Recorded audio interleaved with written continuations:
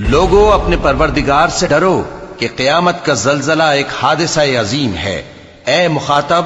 جس دن تو اس کو دیکھے گا اس دن یہ حال ہوگا کہ تمام دودھ پلانے والی عورتیں اپنے بچوں کو بھول جائیں گی اور تمام حمل والیوں کے حمل گر پڑیں گے، اور لوگ تجھ کو مدہوش نظر آئیں گے، حالانکہ وہ مدہوش نہیں ہوں گے بلکہ عذاب دیکھ کر مدہوش ہو رہے ہوں گے۔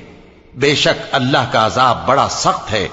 اور بعض لوگ ایسے ہیں جو اللہ کی شان میں علم کے بغیر جھگڑتے اور ہر شیطان سرکش کی پیروی کرتے ہیں، جس کے بارے میں لکھ دیا گیا ہے کہ جو اسے دوست رکھے گا تو وہ اس کو گمراہ کر دے گا اور دوزخ کے عذاب کا رستہ دکھائے گا۔ لوگو، اگر تم کو مرنے کے بعد جی اٹھنے میں کچھ شک ہو تو ہم نے تم کو پہلی بار بھی تو پیدا کیا تھا، یعنی ابتدا میں مٹی سے، پھر اس سے نطفہ بنا کر، پھر اس سے خون کا لوتھڑا بنا کر، پھر اس سے بوٹی بنا کر جس کی بناوٹ کامل بھی ہوتی ہے اور ناقص بھی، تاکہ تم پر اپنی خالقیت ظاہر کر دیں۔ اور ہم جس کو چاہتے ہیں ایک میعاد مقرر تک پیٹ میں ٹھہرائے رکھتے ہیں، پھر تم کو بچہ بنا کر نکالتے ہیں، پھر تم جوانی کو پہنچتے ہو، اور بعض قبل از پیری مر جاتے ہیں،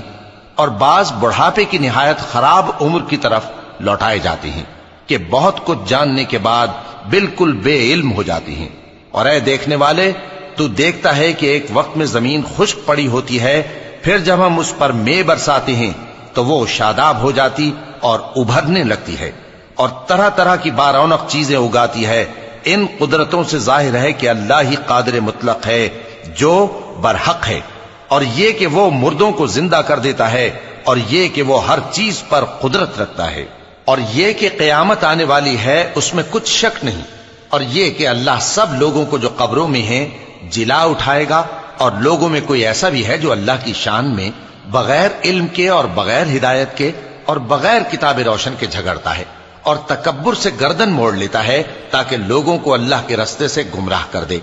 اس کے لیے دنیا میں ذلت ہے، اور قیامت کے دن ہم اسے عذاب آتش سوزاں کا مزہ چکھائیں گے۔ اے سرکش، یہ اس کفر کی سزا ہے جو تیرے ہاتھوں نے آگے بھیجا ہے،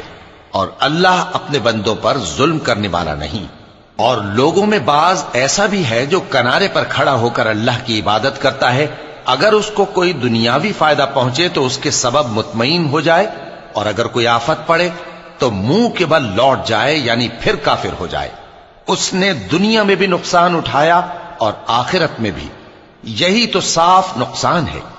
یہ اللہ کے سوا ایسی چیز کو پکارتا ہے جو نہ اسے نقصان پہنچائے اور نہ فائدہ دے سکے، یہی تو پرلے درجے کی گمراہی ہے۔ بلکہ ایسے شخص کو پکارتا ہے جس کا نقصان فائدے سے زیادہ قریب ہے۔ ایسا دوست بھی برا اور ایسا ساتھی بھی برا۔